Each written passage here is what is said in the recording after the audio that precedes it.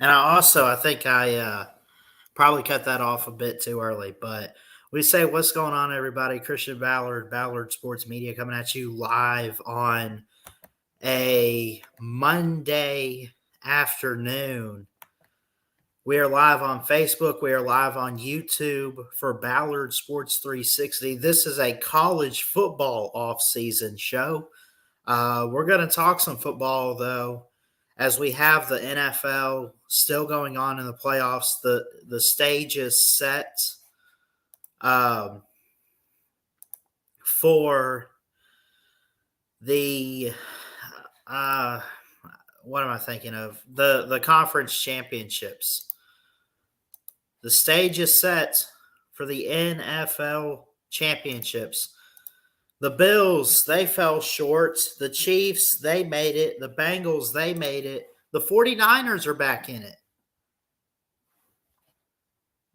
And then, of course, you have the best team in the league, at least based on record and performance this year. We think they're the best team. The Philadelphia Eagles and Jalen Hurts. I think they are. I think they're the best. So you have San Francisco at Philadelphia, and you have the Bengals at the Chiefs. So those are your two matchups. Obviously, the winners will face off in the Super Bowl on February 8th. And we obviously we can't wait for that. February 12th, I'm sorry, I got the day mixed up. But that being said, let's talk about the NFL. We're going to talk the NFL a little bit. Then we want to look at power rankings for the MLB and talk some baseball, see what ESPN says. And then I have a big question concerning the Dallas Cowboys. But let's talk about Tom Brady real quick. Tom Brady is taking his time on his NFL future decision. Now, he's divorced. It has nothing to do with Giselle, but I'm sure it has to do with maybe his kids, his own home, maybe close friends of his. I'm not sure. But he's taking his time. Rob Gronkowski, according to Jacqueline Hendricks of the New York Post, Rob Gronkowski doesn't expect Tom Brady to retire as rumors swirl on the quarterback's next team. And we're going to play a clip. This was from Twitter. Let's see exactly what Gronkowski had to say. You know, Gronk, this is the first time since 2009 that the divisional round has not had Tom Brady or Aaron Rodgers and about their future. You know Tom better than anybody else. What do you think's in store for him next year? Yes, man, oh man. Everyone wants to know about Tom Brady's future. I don't even think Tom knows what his future holds right now. But let me tell you this. He was top passing this season. He can still play the game. And he's probably getting some treatment on his arm as we speak right now. He's going to be ready to go next year. But let me tell you, it's going to be whatever situation intrigues him the most, whatever opportunity that makes him the most excited. That's where he'll be next year. Playing football. He's not going to be. He always has an opportunity, a job with us next year, baby. So that was via the New York Post. Rob Gronkowski discussing, the former tight end for the Patriots and the Buccaneers, both of which are the only two teams Tom Brady has played on. We look at this and, Tom Brady can do whatever he wants to. Any football player can. I mean, at any given moment, any player can retire, say they want to return to the league, return for another season, whatever it is. You have a couple options, Tom. You really have three options that I'm going to throw out there. Number one, you could stay with the Bucs and run it back and try to get another Super Bowl next year with the Bucs.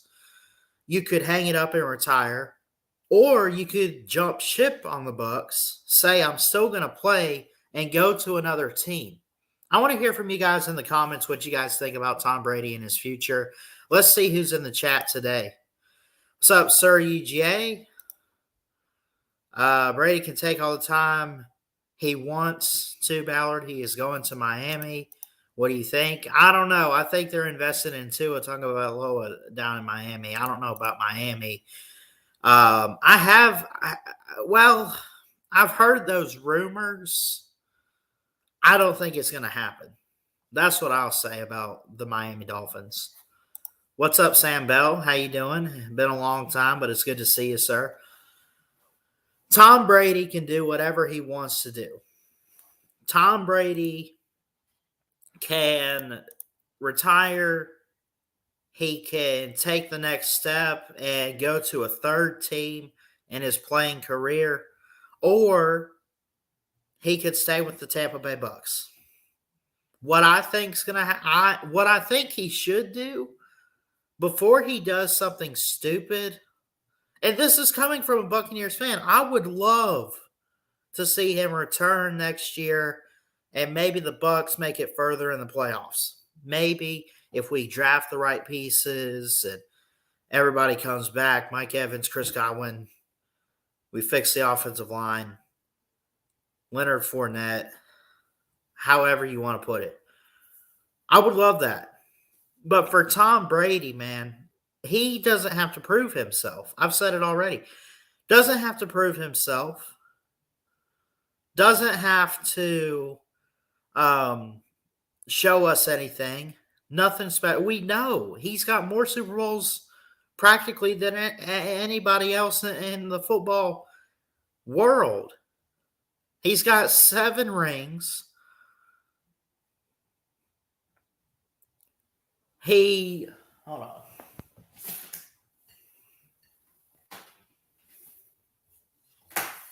We'll go without the mic today, actually. I know y'all can hear me. Tom Brady has nothing else to prove. Now, we normally put a guy like him on a pedestal and compare him to everybody else. That's where he's at. And by the way, we're in a new era of the NFL and quarterbacks. Josh Allen, Lamar Jackson, Pat Mahomes. It starts with him, by the way. Who else? Joe Burrow. You name it. We got these quarterbacks now. It's about time for a new generation of quarterbacks in the NFL. Do you count guys in there like Aaron Rodgers? He was only drafted in 2005. Been in the league, 17? Has it been 17 years? Pretty much. Tom Brady is taking his time on his decision, but I can go ahead and tell you this. Whatever he does, it'll be in his best interest. And, it's I think it's better. This is coming from a Bucks fan. I mean, if he decides to return, great. If he doesn't, okay. That's fine too. I wish Tom Brady the best in his football future, in his life, with his family, with his health. Nothing but love and respect. Thank you for the Super Bowl for Tampa Bay Buck fans. Thank you for giving us quality entertainment in football, even with your time in the Patriots. And I know a lot of people want to sit there and say, I was watching him with the Patriots and I just wish he'd stop winning. I wish Tom Brady stopped winning. You cannot deny greatness when you see it. No, it's not cold in this house. I just figured I'd wear this one, UGA. Sir, UGA. Tom Brady's taking time on his decision. Well, the clock's ticking, man, because pretty soon the season's going to be over, and it's going to be time to get prepared for next year. So, just saying.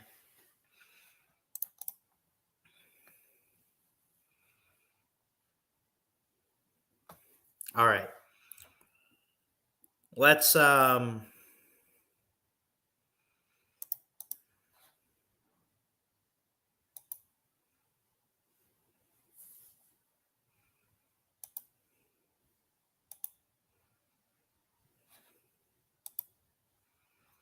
talk some baseball, and then I got one more segment.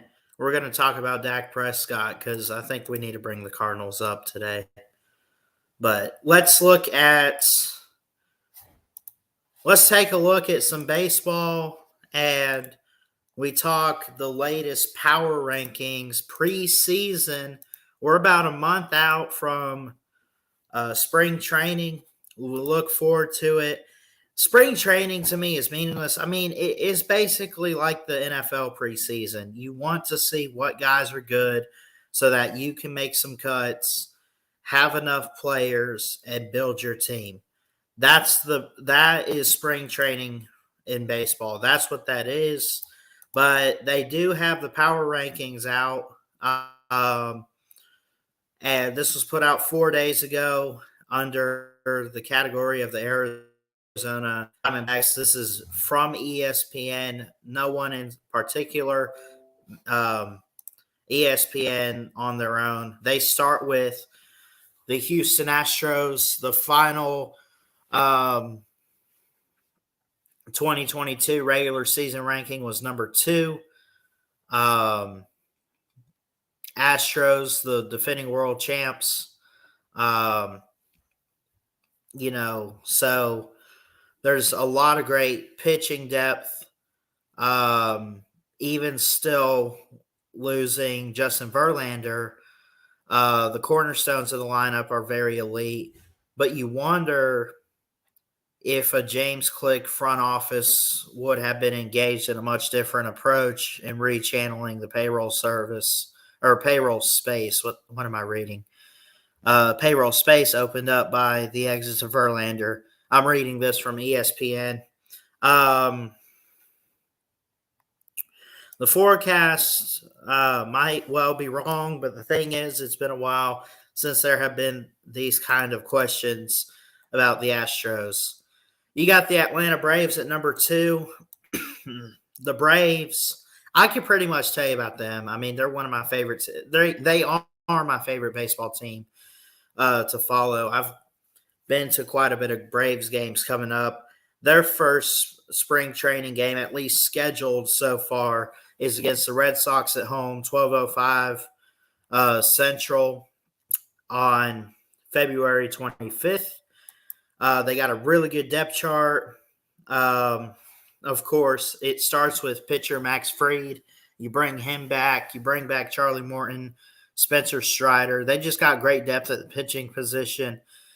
They got Ronald Acuna. They got Ozzie Albies, Vaughn Grissom, Austin Riley, Sean Fee as a catcher. These all guys play very well at their position. And what's so interesting about the Braves, when they won that World Series, not only did they play great in the outfield, the infield, pitching, but they were scoring runs left and right. I mean, it's like one of the better, in my opinion, one of the better, you know, batting rotations in the league, if you get what I'm saying. So, um, the Mets, you look at the New York Mets, flash their wallet, let them know how much money they had. The Braves are looking for a sixth straight NL East title. They did get Sean Murphy from the A's. They signed him to a 6-year extension to give them a long-term answer behind the plate at catcher. Strong two-way performer, a big defensive upgrade over Travis d'Arnaud. Even though he's still with the team, Will Contreras left the Braves, went to the Brewers with a 3-way trade for Sean Murphy.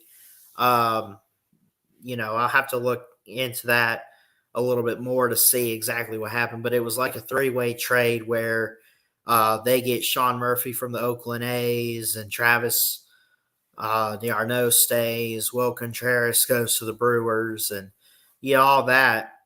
They do lose Dansby Swanson in free agency, but appear confident that Orlando Arcia and or Vaughn Grissom can replace him at shortstop. And Vaughn Grissom, I think more likely is probably going to be the long-term answer at shortstop when you ask me, over Orlando Arcia, but I could be wrong. Vaughn Grissom, great player, really a second baseman, but he's one of those guys you can rotate around the plates and really just see on the field. So there's that. So going forward with the power rankings, New York Yankees, New York Mets, Padres, Dodgers, Blue Jays, the Phillies, as good as they looked in October, the World Series runner-up, because remember it was the Astros and Phillies, they fall at number 8. They'll be without Bryce Harper for several months as he recovers from elbow surgery, which Bryce Harper is probably my favorite batter to watch in the league right now. When he's up at the plate is amazing.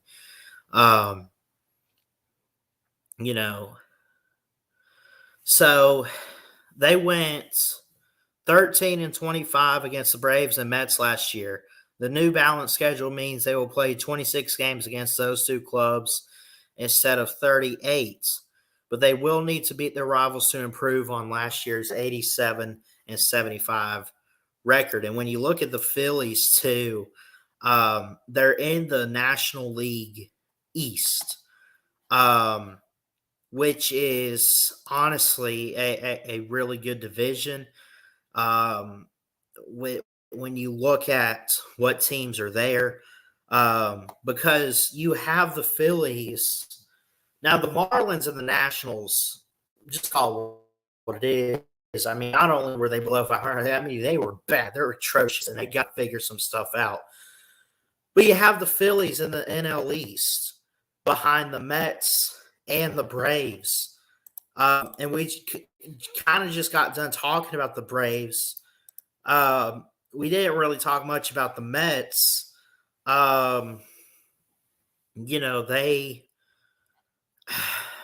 They did sign their catcher to a 2-year deal. Thomas Nido agreed on Thursday to a $3.7 million contract. Nido is 28 years old. He gets $1.6 million and $2.1 million in 2024, and he can earn additional performance bonuses. He had a batting average of .239. He had 15 doubles, 3 home runs, 28 RBIs. They are expected to give him time behind the plate. Behind Omar Narvaez. And so he's up for eligibility for free agency after the 24 season, being on this 2-year deal. So, what's up, Brandon? The MLB power rankings are out. We mentioned the Phillies. They bring a lot back. And I'll just say this about baseball. It's going to be something I want to follow this year, update you guys on.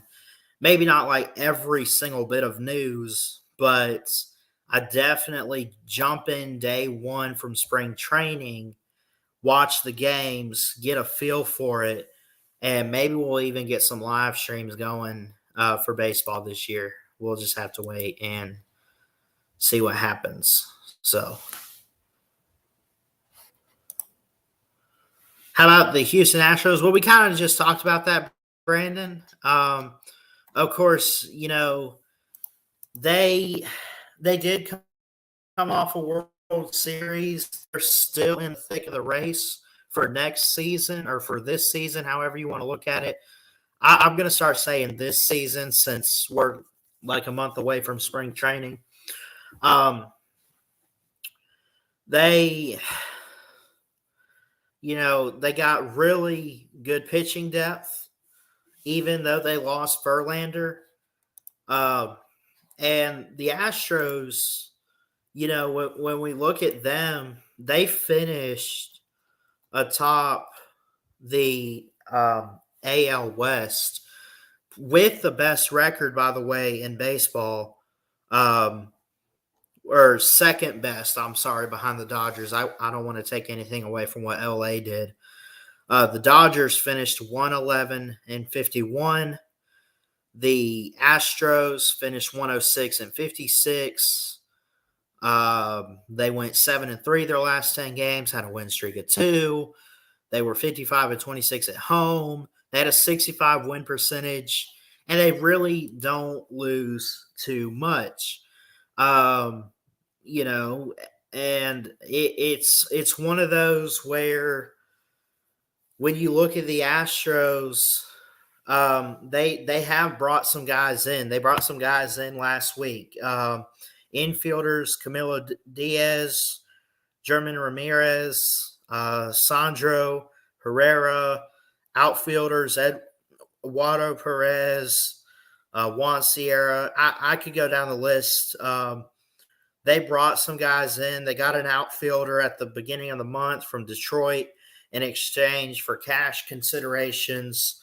So I think the Astros are going to have one of the best depths in the league this year, and we can expect great things from the Astros this season for sure as the defending champs.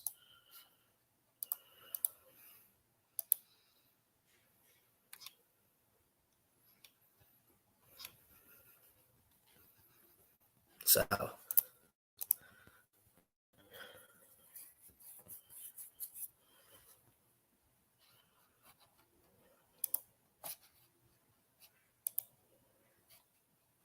me close some of this.